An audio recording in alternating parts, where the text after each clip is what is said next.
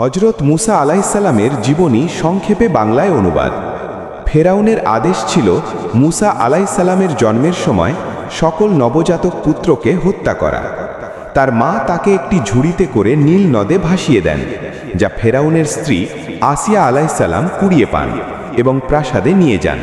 ফলে মুসা আলাইসাল্লাম ফেরাউনের ঘরেই বড় হন। নবুয়ত লাভ ও ফেরাউনের সাথে সংঘাত।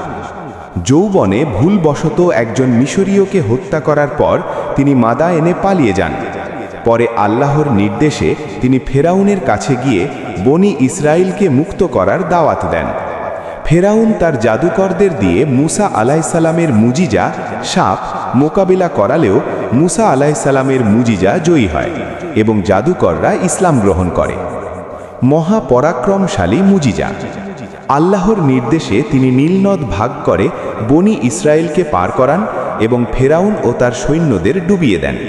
তিনি তুর পাহাড়ে আল্লাহর সাথে সরাসরি কথা বলার কালিমুল্লাহর সৌভাগ্য লাভ করেন এবং তওরাত বাইবেল লাভ করেন।